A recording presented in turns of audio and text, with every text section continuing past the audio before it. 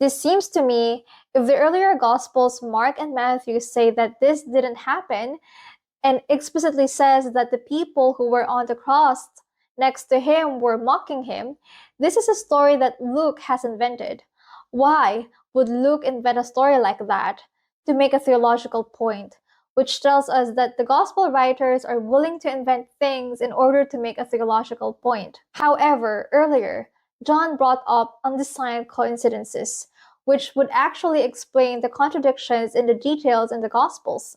An undesigned coincidence happens when one gospel mentions a detail that raises question, and then another gospel, without any apparent intention, provides the missing piece that answers it. I've watched Jubilee's One Atheist versus 25 Christians repeatedly, like many times. So in this video, I am going to examine and challenge Alex O'Connor's claims, assumptions, and presuppositions. Claim number 3, there is insufficient evidence to believe in the resurrection. When Alex was debating with Tan, he made it clear that he was interested in the historical case for the resurrection of Jesus. Tan responded with the historical reportage model. So what is historical reportage? The historical reportage model is a way of analyzing historical accounts that prioritizes factual accuracy and eyewitness testimony. It focuses on reporting events as they were understood at the time. While it doesn't exclude theological interpretation, its main concern is establishing whether events, like the resurrection of Jesus, can be considered historical facts based on early sources and eyewitness reports. Now, here's things where it get interesting. Even though the historical reportage model relies on eyewitness testimony, which is a major category of historical evidence, Alex argues, I think the authors of the Gospel, specifically on the resurrection, can't be trusted to be giving an accurate account of what happened. This is problematic. Why? It's because historical analysis relies on eyewitness accounts. So in ancient history, where people don't exactly have extra appendages called smartphones to film everything as they're happening, eyewitness testimonies were actually one of the strongest evidences available. It's like saying, yeah, that's the evidence, but I just don't like it. By the way, in historical analysis, the 3 key categories of evidence are eyewitness testimony, early sources, and the impact of an event on history. And all 3 are present in the historical case of the resurrection of Jesus. Alex asks then, do you think that he's the only person in human history that's risen from the dead? Stan said yes, and at that point, Alex brings up the resurrection of the holy ones recorded in the Gospel of Matthew. Alex claims that the resurrection of the holy ones would have been a major historical event, but it was only recorded in the Gospel of Matthew, and not even recorded by secular historians. But Randall, who debated after Tan, caught the flaw in Alex's reasoning. Randall argues, if you reject the resurrection of Christ based on the data of eyewitness testimony, then you're going to reject the resurrection or the resuscitation, let's say either one, of the holy ones based on the eyewitness testimony. Then Alex interjects, it's fine if you believe that. I just know that a lot of Christians don't know that passage, so I established that first. Otherwise, it's irrelevant. Did you catch just what happened? Alex originally rejected the resurrection of Jesus because he thought the resurrection of the holy ones recorded in Matthew chapter 27, verses 51 to 53, wasn't recorded outside the gospel, so the gospel writers couldn't be trusted. But when Randall pointed out the flaw in that argument, Alex shifted the goalpost and basically just reasoned out, well, I just brought it up because I know a lot of Christians don't know about that passage, so I established that first, otherwise it's irrelevant. So Alex did not actually defend his original argument. He dodged Randall's counter-argument. But this raises an important question. What exactly was the resurrection of the holy ones? And why is it only mentioned in Matthew? At that moment, the curtain of the temple was torn in two from top to bottom. The earth shook, the rocks split, and the tombs broke open. The bodies of many holy people who had died were raised to life. They came out of the tombs after Jesus' resurrection and went into the holy city and appeared to many people.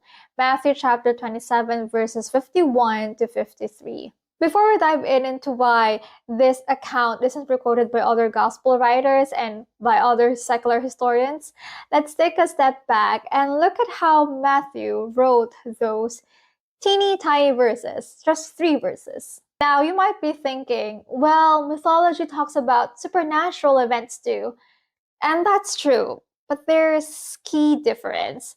Mythological accounts contain poetic flair, elaborate dialogues, layers of symbolism, and grand dramatic scenes. But now, read Matthew's passage again. At that moment, the curtain of the temple was torn in two from top to bottom. The earth shook, the rocks split, and the tombs broke open. The bodies of many holy people who had died were raised to life. They came out of the tombs after Jesus' resurrection and went into the holy city and appeared to many people. Notice anything? The writing style is surprisingly plain. Matthew doesn't embellish. Matthew even just wrote 3 verses to record the sequence of events. He didn't spend time adding more details. He did not even add mystical interpretations or layers of symbolism.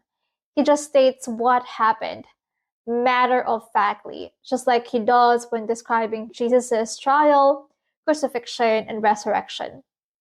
His writing style isn't that of someone spinning a legend. It's the tone of someone recording history. And that's worth paying attention to. Theologian Charles Ryrie once said, "But is not the biblical teaching about salvation based on historical facts?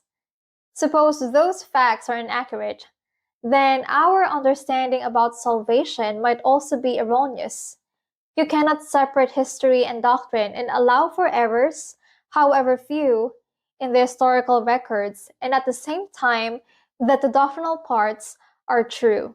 In other words, if the historical foundation of Christianity is not true, then neither is its doctrine. But the resurrection of Jesus isn't just a belief, it's a recorded historical event backed up by eyewitness testimonies. That means Christian doctrine isn't just a collection of abstract ideas, it's grounded in real, verifiable events that shape both our present lives and our eternal future. So let's go back to Alex's argument. Why is the resurrection of the holy ones not recorded by other secular historians? There are several reasons why this could be the case. First, selective recording. Ancient historical records weren't exhaustive. Even major Roman events are missing from some accounts. Second, limited scope. The holy ones appeared to many, but not necessarily to the broader public or Roman officials. Third, Roman and Jewish bias. Non-Christian historians may not want to write about the events surrounding Christianity, as it was a religious minority that time. Also, only Matthew records this event because his gospel uniquely highlights apocalyptic signs and Old Testament fulfillment. Alex argues, "I think Matthew invents this story so that these people rise from their graves, but they don't start appearing to people until after the resurrection because Jesus is the firstborn of the dead, and this is the general resurrection. The reason it's invented is because after Jesus dies, there is no end of the world. There is no apocalypse. And so Matthew invents the story in order to fulfill them." So does this discredit Christianity? Not at all. The claim that Jesus was a failed apocalyptic prophet was popularized by Albert Schweitzer and more recently Dr. Bart Ehrman. But as an ordinary Christian who strives to be as biblically literate as possible, I never once got the impression, even though I was a baby Christian 12 years ago, that Jesus prophesied his second coming within the lifetime of the early believers. Why? The parables. The parable of the faithful and wise servant, the parable of the 10 virgins, the parable of the talents. What's the common thread in these parables? They all teach that Christ's return will be delayed. But despite the delay, believers must always be ready because he will return when we least expect him to. However, skeptics often point to certain verses as supposed failed apocalyptic prophecies. Truly, I tell you, this generation will certainly not pass away until all these things have happened. Matthew chapter 24, verse 34. This statement is part of Jesus' Olivet Discourse, where he describes both the destruction of the Temple of Jerusalem and the coming of the Son of Man. To fully understand what Jesus meant, it helps to read Matthew chapter 24, verses 1 to 51 in context. So let's break it down. In Matthew chapter 24, verses 1 to 2, we see that Jesus left the temple and his disciples pointed out its grand structures. But Jesus responded, "Do you see all these things? Truly I tell you, not one stone here will be left on another. Every one will be thrown down." This prophecy was shocking to a first century Jewish audience. The temple was the heart of Jewish identity, worship, and national hope. Its destruction would signal divine judgment and a seismic shift in Israel's history. That's why the disciples ask, "Tell us, when will this happen? And what will be the sign of your coming and of the end of the age?" Matthew chapter 24, verse 3. The disciples assumed that the destruction of the temple and the end of the age would happen simultaneously. To the Jewish audience, the end of the age doesn't mean the end of the world. For the Jews, the end of the age would mean the reign of the Messiah, Isaiah chapter 9, verses 6 to 7, the renewal of Israel, Ezekiel chapter 37, verses 24 to 28, the defeat of evil, Isaiah chapter 11, verses 1 to 9, and universal peace, Micah chapter 4, verses 1 to 4. Moving on to Roman rule, the Jews were longing for the Messianic age. Let's dissect the disciples' question. Their question had two parts. First, when will the temple be destroyed? Second, what will be the sign of your coming and the end of the age? Let's focus on the second part of the question. The Greek word parousia means coming, arrival, or presence.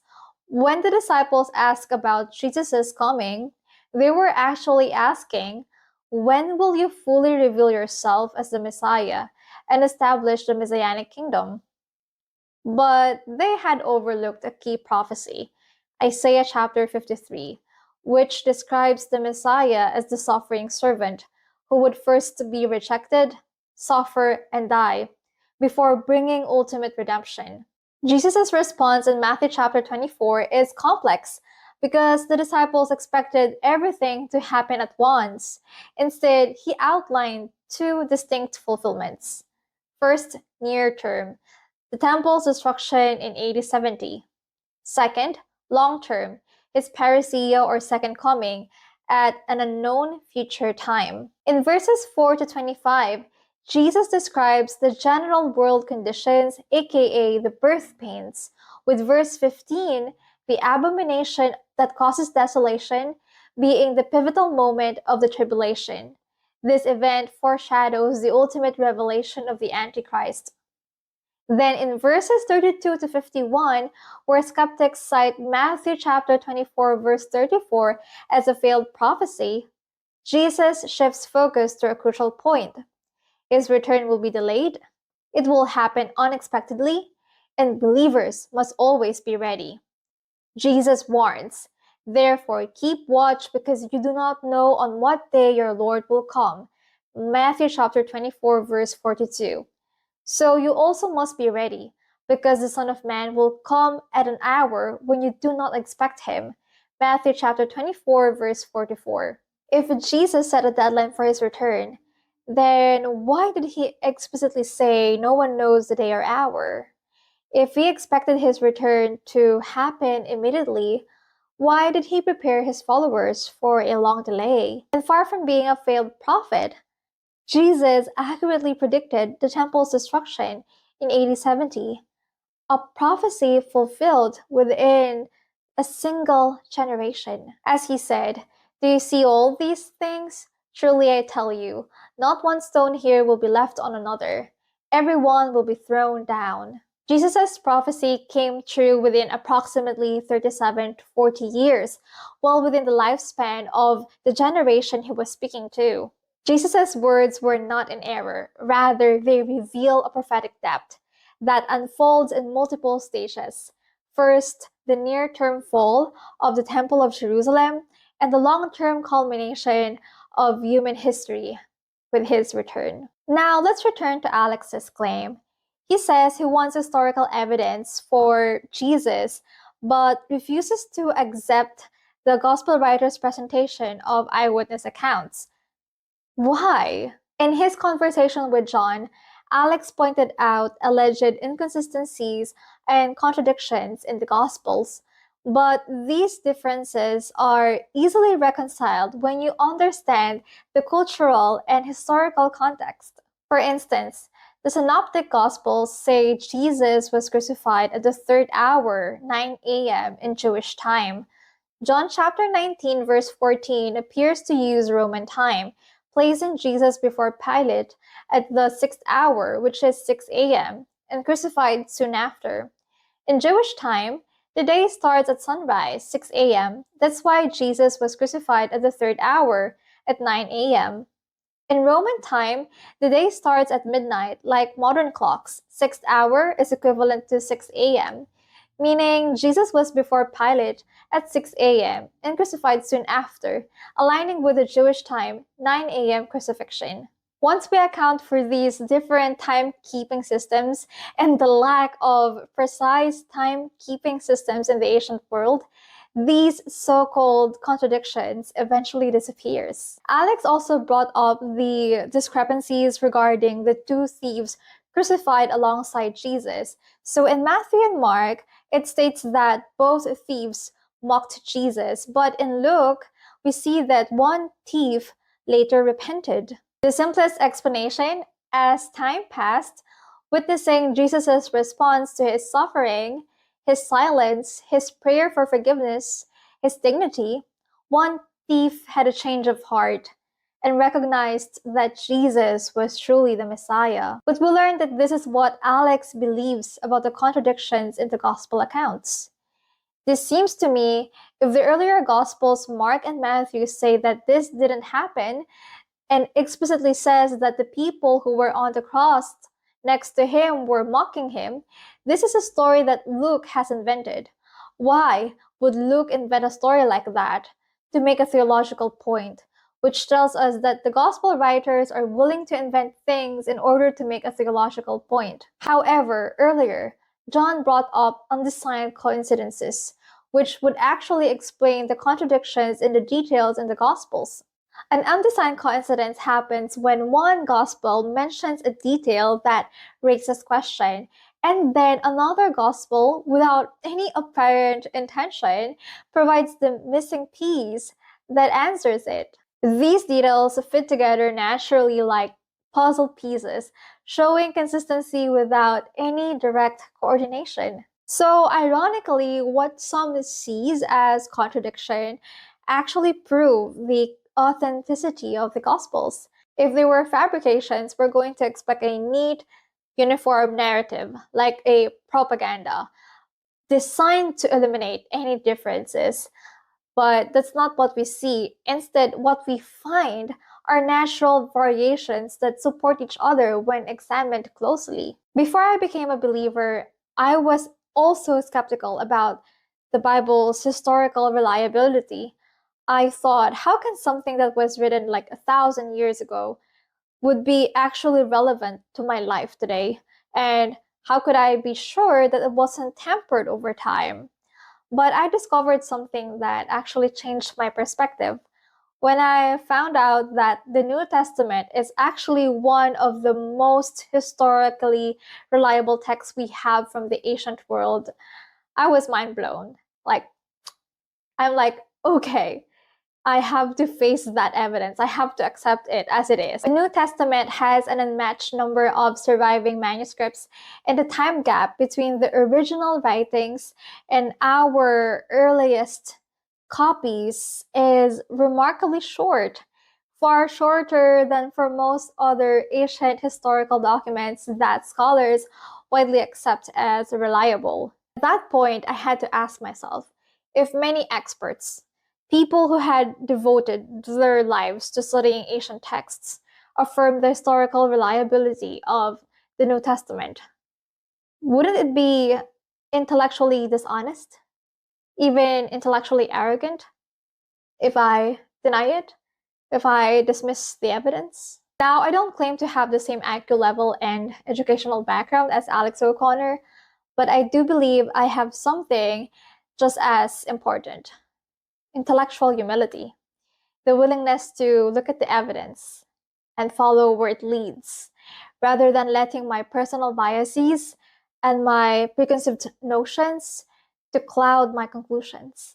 By the way, if you're interested in how I became a Christian, I wrote a 7-part series about my journey on my website, Blemished Yet Redeemed.